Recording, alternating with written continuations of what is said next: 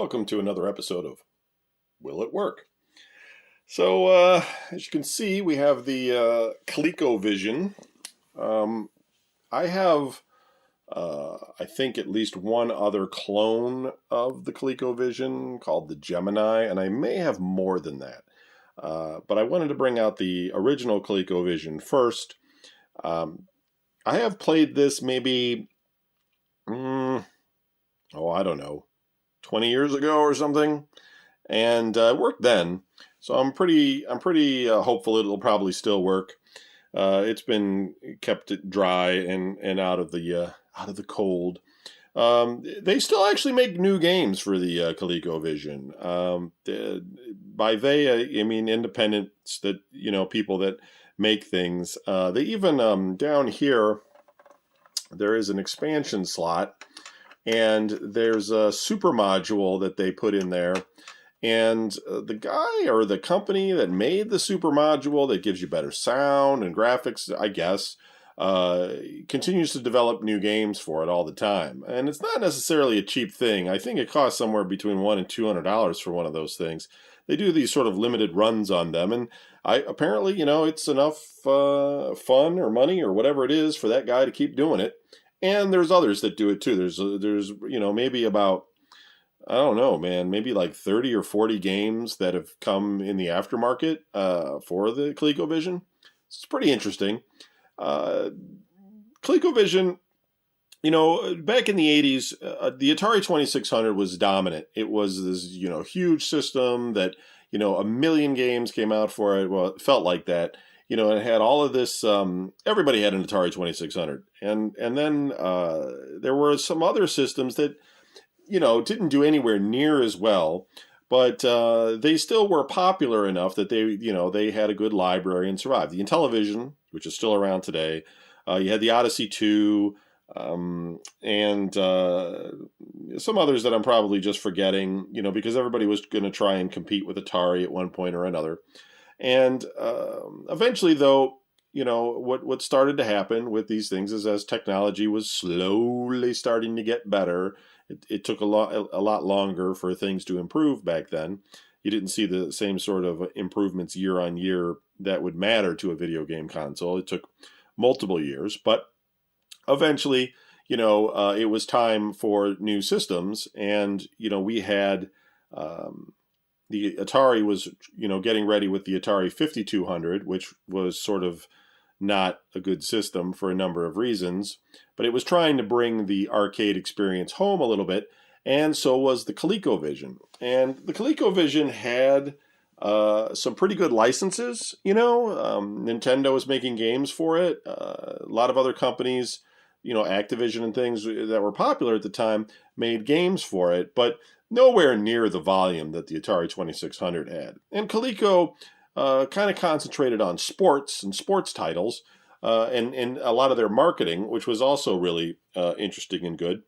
And they had a Pro controller as well, because I'm sure you can see these different controllers here. This is basically the standard controller that it came with, and it's sort of a hybrid between what the Intellivision gave us with the number pad, where you could slide in overlays and be able to play them and know what these buttons mean when you're playing the game. Otherwise, they're usually just used for like selecting one or two player or something along those lines. You had these side buttons that had a little bit more give than the sort of hard nodule kind of thing that the Intellivision had.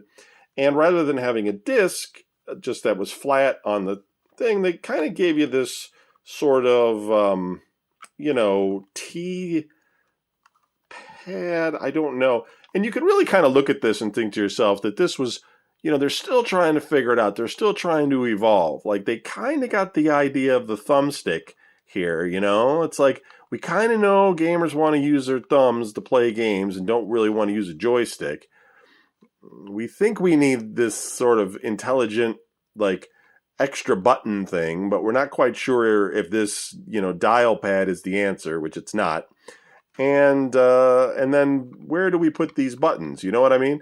And had they just turned this thing on its side and sort of, used it like this and, added a couple of buttons there, they would have been on the right track. But that's just, that's just how it is. So I do kind of remember that these controllers are a little bit flaky the last time I used them. And so this white controller, which I'm not sure after 20 years is going to necessarily be much better, but this is from a Coleco Atom, which was Coleco had a computer called the Atom, and it played Coleco. I believe it played ColecoVision cartridges, but it also had its own Atom cartridges that worked on either the ColecoVision or the Atom, and then it had like it came like with this full system supposedly. So it came with like a tape thing where you could load games up on tape. It came with like a daisy wheel printer, which was basically a printer that instead of using graphics like dot matrix or dots on the page, it was just kind of like a typewriter in a way. But it had this wheel that spun and rapidly typed out whatever you wanted. So daisy wheels could take a printed document and print it out super fast, but it was only like words. It didn't really, I mean, maybe it had some rudimentary graphics, but it didn't do as well as like a dot matrix printer. Anyway, so they did eventually realize that their library wasn't compelling enough, so they eventually had an expansion come out for the Atari 2600 on here. And I think there was lawsuits involved in that. Atari was trying to stop people from taking away their sales and things like that. But really, it should have Atari should have just like, instead of suing Coleco, because having the Atari unit at that point like connected to it would have just helped sell Atari 2600 games, which would have helped the Atari 2600 market, would have helped developers, sell more games in that one single format, and Atari would have still gotten all the licensing and everything until the great, video game fallout where licensing started to go away. But they would have gotten a lot of it from the people that were still going to pay them, regardless of which console it was on. Consoles were kind of like a loss leader, which is eventually what they turned into. Anyway, I don't want to get into the whole history of it, but the ColecoVision is an interesting console. I did have a friend that had one when I was younger, and I played a few games on it. At the time, it did have superior graphics to the Atari 2600, but it was, at least, again, this is all going off memory. I'm not looking all this up right now to run comparisons. But at least to me, I recall this having better game ports than, say, the Atari 2600 did at the time. So it was pretty cool, but it wasn't a success. I think ultimately this and the Atom computer may have made Coleco some money, but it didn't go anywhere for Coleco, obviously, and they eventually tried their hands in a lot of different things and, toys and such, and some things were more successful. I think Cabbage Patch Kids was a Coleco item, and, they obviously did very well with that. Video games, maybe not as much. So anyway, let's go ahead and see if this works. And what I'm going to do is I'm going to plug it in back here. And I wanted to show you something. First of all, the plug, is a rather, weird knobby 4-pin plug. And I have some additional cartridges here, which I'll also show you. But this is actually connected to like one of the biggest single power bricks that you would plug into the wall that I've ever laid my eyes on. Like, it's not unusual to see game consoles with a power brick, even one of this size, but to hang it off your wall, like without having a cable that comes out of this, you know what I mean? Like, and have this like sitting there and then have the cable plug into the wall.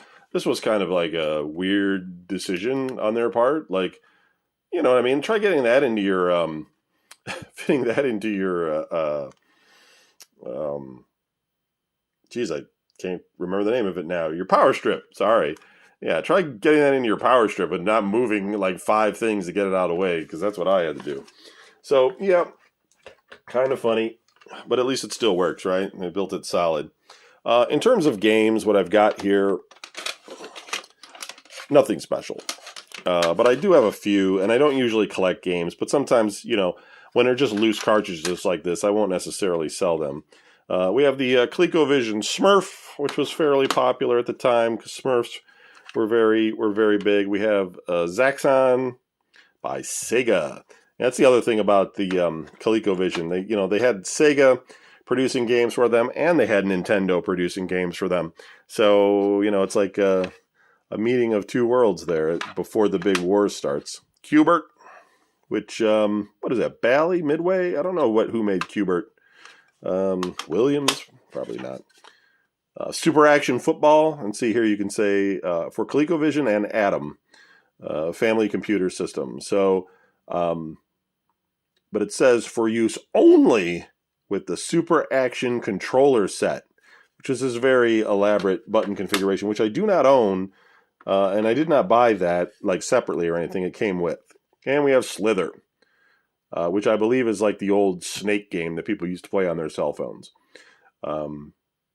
And it says, for use only with ColecoVision roller controller. So they had a trackball as well.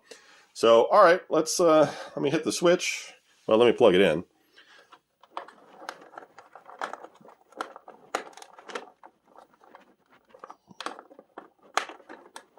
There we go. And if it turns on, I'll change the camera around and we'll see what we can see. Oh, and I did want to mention, this is fairly new, but I am working on getting it so the video output is going to be directly into the screen that you're watching, so you don't have to see the vertical lines going up and down the screen because of the timing of the old monitors and the way they drew everything out. It's a little bit complicated to get an RF out into a converter box. Like, it's not so bad with composite. I have plenty of things that can take the yellow, white, red and drive that into, you know, a video converter or whatever and get that into the PC. But these old switch boxes where you have the, and this is the original Coleco switch box, where you were supposed to bolt this onto the wires and plug the RF in here, and then you would connect your old antenna there. They do have some, you know, updated ones where you can get coax and use the coax, but the problem is still it's this RF, you know, it's coming in on channel 3 or channel 4, and you've got to modulate that and convert it into a video signal. And I have some ways. I'm probably going to be able to do it with an old VCR or a switch box that I have that may do it. I have looked online for an RF to, you know, either component, composite, HDMI, whatever I could get. Unfortunately, there really isn't anything. There's like one on Amazon that people say is terrible and barely works. And my TV just went off. So that's probably just because it's been on just static the whole time. So anyway, I just want you to know that this flickery screen thing is not permanent. I am working on the problem, but I didn't want it to hold up the videos on some of these old systems while I work it out. But eventually, you know, before too long, with these old ones, we're going to be able to get that looking a little bit better on your monitors. Okay, so we'll put that back in here. Let's turn the TV back on. My old Emerson television that I have. Yeah, and these controllers were identical other than the color. So that was kind of nice. All right, here we go. Yep, we've got a display, so I'm going to switch camera. Okay, so here we go with Donkey Kong Jr. I'm not sure how good these controllers are going to be. Again, the white lines that you're seeing going up the screen, I know they're annoying, but that's just the way it is at the moment. We'll try one player here. And we'll see if a couple of these games work. I'm obviously not going to try the ones that require specific... I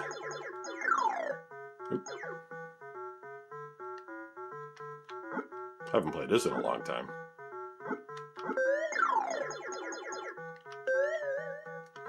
Works pretty good. Oh. Oh. Not good at Donkey Kong. Alright, well, I'm not going to keep playing that one. Let's switch games. So that's Donkey Kong Jr. Let's see if the original Donkey Kong works. You have two copies of this. Looks like the door on this cartridge slot's a little bit screwed up.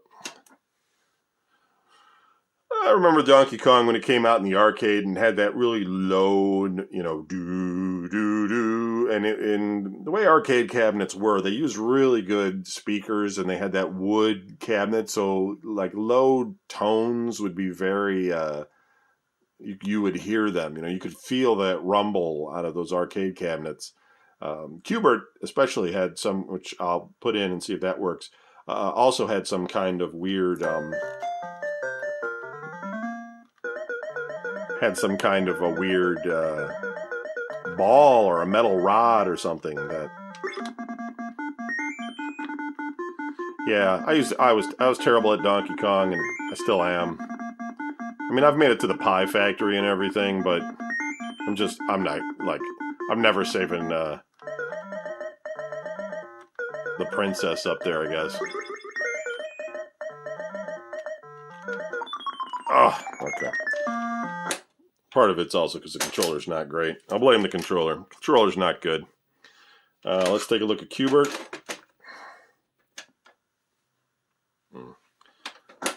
Some of these cartridges might not work, or they might need to be cleaned. Yep, doesn't like that one. I doubt the electronics in the cartridge have gone bad. It's probably just they need a cleaning, and the system itself probably needs to be cleaned. Because these, like this is Smurf. There we go. Smurf Rescue, 1982. Where were you in 82? Were you even born yet? That's what we're talking about right here. Payo. Anybody remember Payo creating the game for him? And this is like, the beginning. Ooh, I got to turn that down. This is what, Oh, Jesus. This is... Sorry, the button's not working so great. Oh, I got to push up.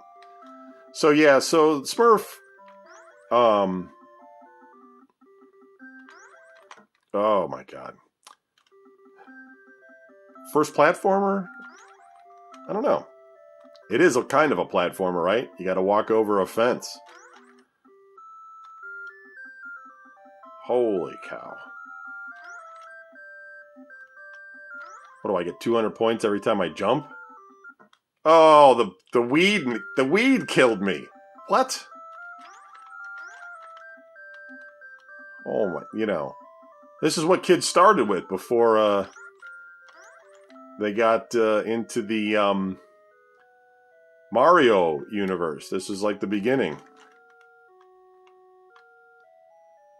And if the Smurf, the Payo people would have just kept working on. Somebody's going to write in and be like, Payo were the people that made Mario, you idiot. That's what always happens. But all right, well, this is getting dumb.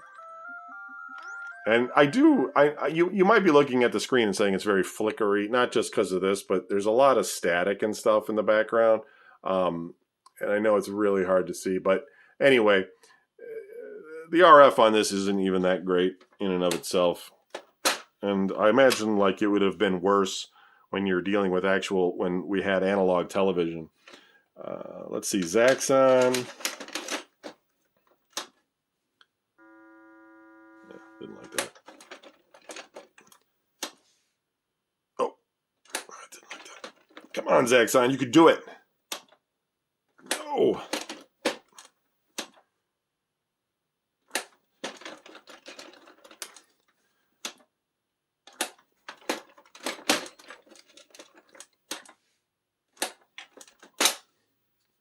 Bummer. It's a bummer, man. These things are so old, like the stickers are coming off and stuff. Yeah, it's just not going to go. If I hit reset. No. Ah, touch it. Zaxxon. And I remember Atari 2600 Zaxxon was terrible. It wasn't in the 3D isometric view. It was like you were facing forward and things. I mean, it was like such a bad port. I don't know who was responsible for it. Although to be fair, it did work, unlike this one. But anyway, we'll move on from Zaxxon. Let's take a quick look and just see if Slither works, even though I don't have the rollerball controller.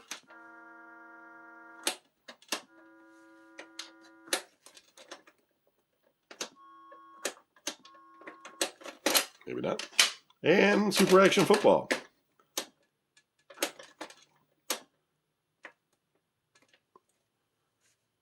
Are you going to work, Coleco? Come on, show it to me. I wonder if you really could play this game, if you could figure out which buttons do what on the touchpad, because I'm sure it uses the same. So this is like really advanced versus Atari 26 football. Atari 2600 was like 3-on-3. It didn't have that level of animation in it. Who's catching the ball? Am I catching it? Well, that is so uneventful.